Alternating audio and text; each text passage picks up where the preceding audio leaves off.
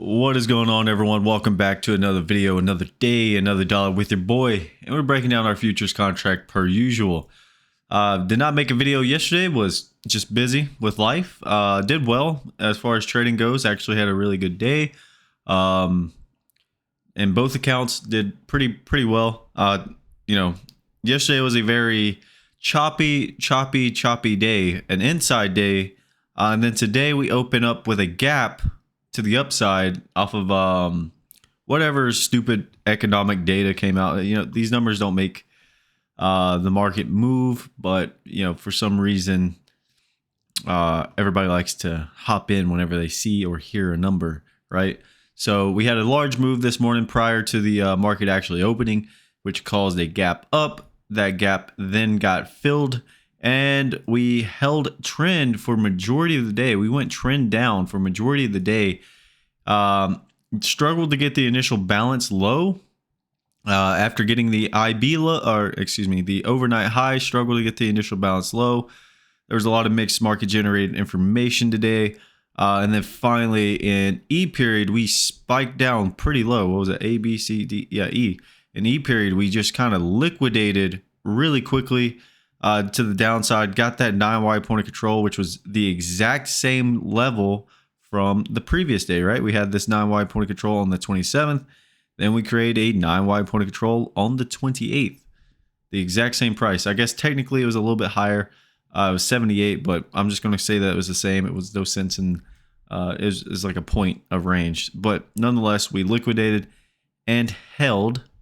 We held the previous day's low at 68.50, rotated back up. We attempted to do a triple distribution day down, but failed rather aggressively and just kind of grinded our way back up. I did take one trade today, which I took a loss on. I took a trade, thinking we would hold the single prints that we had at the time, and ended up just kind of not really rolling back over to where point of control was, which was right here at 91.25, where it was developing. Was expecting us to kind of roll back into it to develop a wider point of control, and we didn't really get that. I was looking for an afternoon rally high, and then got stopped out once we got back above the open. Took a $318 loss, but after yesterday's win, it's kind of a drop in the bucket. But you win some, you lose some. I would take that trade, any day of the month. I take that trade 10 out of 10. There was no reason to not take the short there, right? Yes, we were grinding up. Yes, we had the overnight high, but we were holding trend, right? And you got to look at what was happening with the market at the time. And yes, we stopped the one-time framing down. We were one-time framing up, but in the bigger picture, we are still in a balance. I guess the weekly helps it out. But instead of having an afternoon rally high, we actually ended up with an afternoon pullback low at 88.50, and then grinded up higher, spiking late in the day, getting above our point of interest here at 50.9975, getting above 51.08, the high day from the 26th or Monday, and then filling. Absolutely ridiculous how this happened, but filled the set of single prints, got above the set of single prints by 2 points, and then came in super aggressively. So I'm gonna get rid of all these destinations real quick, but to clean up the chart, or rather, we can just kind of look at the default. But just look at how crazy this is, right? The spike lower and then the spike up, right? It just goes to show you like this market is very irrational at the moment. We're taking out both sides of the initial balance quite frequently, actually.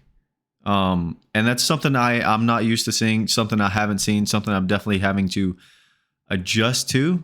It's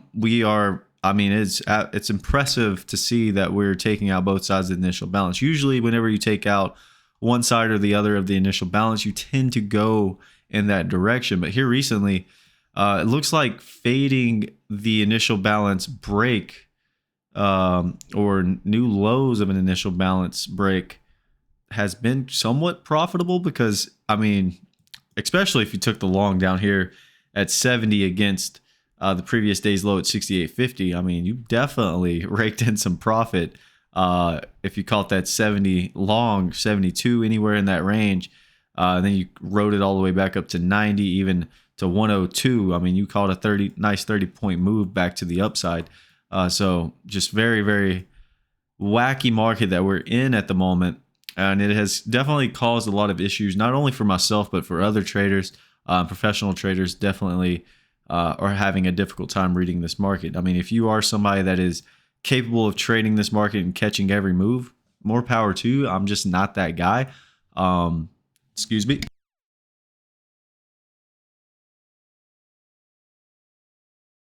Sorry, I had to sneeze. But I'm just not that type of trader. I try to get involved where I can and where I think the trade is right. And today I did get involved where I thought the trade was right, and just kind of ended up taking a nice little loss on it, and that's okay. It didn't work out. Sometimes it does, sometimes it doesn't, and I cannot be upset with myself on that. Now, the trade that I took a couple days ago where I lost $1,900, I can definitely be upset with myself on that one. That was not a trade that I normally take. This is a setup I normally take against the set of single prints. And then having the stop, having a visual area where my stop is located at 98, right? Getting out above that, because you don't know if we're going to have a spike like we did here, was perfectly okay. Yes, we ended up rotating back in to where I could have taken profit, but happy I stuck with the game plan, stuck with the stop, right? And yes, I could have gotten long down here, but what if I did get long down here at 88.50, right? And this was actually an afternoon rally high at 5,100, right? And then this thing rolls back over, right? Then I take not only one loss, but I take two losses, okay? And then I'm just upset with myself. So happy I stuck with the plan. Maybe I could have been a little bit more patient and waited for the single print fill and take the short at 97.50 and then have my stop maybe like a point above 5,100 level. That might have been a better trade, but I was comfortable with taking the trade where I did because just the way that the market was grinding up slowly didn't lead me to believe that we were just going to end up doing what we did late in the day. But yeah, just very, very interesting. And then even yesterday's long that I took was against the set of, or in C period when we were beginning to create the set of single prints to go and get the overnight high. That was my trade for yesterday. And not only was that one of the reasons, but look here, right? This area that I've had highlighted for a while as an area of support has held remarkably well. And I mean, that was proven yesterday. That was proven the day before. That was proved today. Even when we pulled back to that area, right? We had that liquidation down to 70. We held in that area. So longs in that area has been very, very profitable. That's why I was comfortable taking the long yesterday, because it looked like it might have been a slow in the trend down because of overlapping the lower value. And we did not get extension below the previous day's low in the first two time frames, and we were beginning to go trend up. That's why I was happy with the long that I took yesterday, which resulted in a very, very good profit. And I got out. I mean, quite literally, I was at the top. I didn't get out at 87.75. I got out at 87.25, but I'll take it. That was an excellent trade. And the reason I got out there and not higher was because I can't show you on this chart, but the overnight point of control from the previous day was at 87.50. So I wanted to get out just slightly before that, and then the overnight high was just slightly above, around the 90 level. So I figured we'd get there, maybe have a little bit of a difficult time. So I wanted to take off the contracts there. So that was a great trade there. Today's trade obviously didn't work out, but I would have been happy. My target was, had we came back in, was to take some off at the point of control that was developed at 90, right? I was short 95, looking forward to come back into 90, would have taken a 5-point gain, right? And then would have had this thing continue to push on lower. I was planning on taking some off around the 80 level, okay? But that trade, just like I said, did not work out. So that is my trading in a nutshell. Let's go through and mark these destinations. Hopefully you guys are, you understand that. But I think this is very, very interesting how this market has been trading, taking out both sides of the initial balance. And for those of you that don't know what the initial balance mean, that's just the first two 30-minute time frames or the first hour of trading. And that's just market profile 101. I mean, it's just crazy how we spiked up here. Like if I pull up the 1 minute chart, just look how crazy this thing looks in general. And then look at when I overlay the destinations. Look at how we just grinded to the top. And then look at these last several minutes going into the close. We got above, and anybody and everybody that was up here buying for the momentum got absolutely smoked. Somebody stepped in this market and got out of their position, right? Somebody, some smart guy that bought down at the lows down here, right? Some smart guy that bought at the lows down here at 70, seeing that we got up here, we filled the gap, right? They had momentum pushed to the upside. They were like, you know what? We see a lot of buyers. Let's go ahead and feed them our contracts. And then look what happened. There was not enough buyers, and that shit just went poof to the downside. So just very crazy, wacky market that we are in. We do go out with a price probe. And was it 1, 2, 3, 4, 5, 6, 7, 8, an 8 wide point of control. So nothing I'll carry forward, according to Paul's standards, but just interesting to say the least. How we dipped our toe up there in the upper distribution the first time late in the day, only to end back below it. So we're going to go ahead and label our destinations here. High day, 229.24. Change everything here. Boom, boom. All right. Now we are going to say that this is a price probe. All right. Price probe of 105.50. Okay. 105.50. So buyers want to open above 105.50. Price probe. We've had a few price probes and they've been rejected most recently. So would not be surprised to see us not open above this tomorrow. So, keep that in mind. However, if we do open above this price probe tomorrow, we will most likely go and test our all-time high and our balance high at 51.2350. All right. And we do have our afternoon pullback low down here at 88.50. Now, this was a good buying opportunity if you were looking for that. For me, that just was not feasible, considering what we had done earlier in the day. But, definitely was a good opportunity for anybody that was looking for an afternoon pullback low to get long, or any type of pullback at all to get long on was definitely a good opportunity. And for those that did catch that long at 88.50, congratulations. I don't know where your stop would have been, right? Let me see. Where would that have been? I guess you get long 88.50. On that pullback, your stop is, so you're long against VWAP. Your stop is slightly below VWAP, maybe a few points below VWAP. You see what I'm saying? So I guess maybe that was an excellent, a really good long opportunity on that pullback. But, if you weren't using VWAP, where was your stop at, right? If you weren't using VWAP as your out and you were using a previous time frame's low, your stop wasn't until down here at 82, right? So just that was a hard long, but congratulations to anybody that did take that long, because you obviously you made about 12 points to 20 plus points on that trade if you were looking for that. Now we do have multiple lows down here, all very, very close to each other, all within a couple points range. So this will be interesting, right? If we do take out one of these lows down here on the downside, all of them will most likely fall, and then we'll most likely go and get into the buy tell from Thursday, the 22nd of this month. We'll most likely get down into that area. But, the way we've held that buy tell so aggressively has been just, nothing short of impressive, right? That whole area is exactly where I have that support area at, right? That was an area of interest to me.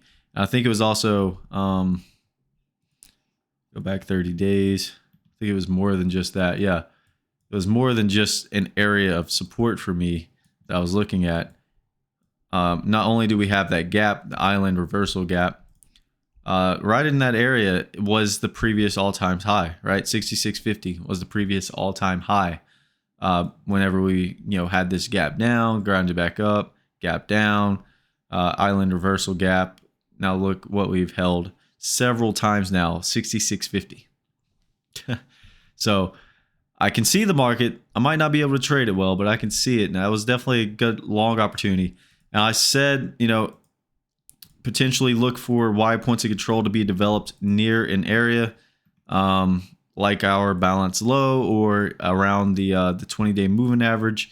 Look for wide points of control and slowing of the trend. That would show that buyers are stepping back into this market or short covering, and that's what we had these last 2 days here, and clearly, which resulted in a good move back up, but some profit taking nonetheless prior to getting the all-time high. So going forward tomorrow, if we open above 51.05, you look to take out today's high 51.1450 and then our all-time high 51.23. On the flip side, if you open below 51.50 or 51.0550, you'll most likely go and trade our afternoon pullback low at 50.8850. You get below there, there's a vacuum until 50.70, and then these lows, if you wipe out one, you'll most likely wipe out all, and then you'll begin to eat into that buy tail, and then test our balance low at 52.25, and then you have the 50-point gap below, right? Yeah, 50-point gap down below. That will be difficult to fill the first time, especially since in the larger picture, our 20-day moving average is right in that gap. So here's our daily. Daily, still in a balance, right? Still in a balance. 20-day moving average continues to creep up, sitting now at 50.26, right in slap dab in the middle of the gap, right? So we're looking for this market to take out one of the other, either 51.2325 or 50.5225. The most likely case or the most probable case is taking out the high here and setting new highs prior to going into next week, just due to the fact simply we are one time framing up both on the weekly and our monthly time frame. This is what our weekly looks like, right? Weekly, one time framing up. Oof, that's ugly.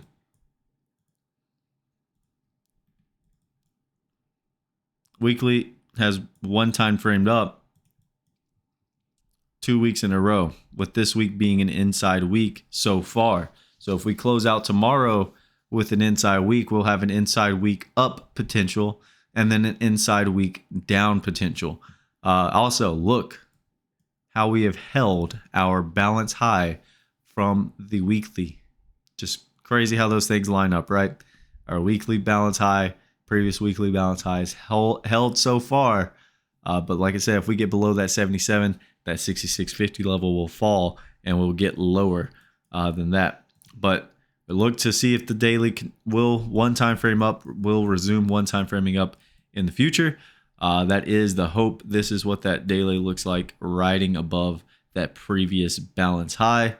And then this is what our current balance looks like. So with that being said, ladies and gentlemen, I hope you all have a wonderful day. Thanks for stopping by. If you did enjoy the video, please leave a like down below. Like I said, these videos are mostly for my entertainment only, but if you guys enjoy it, let me know. I'll catch you guys later. See ya.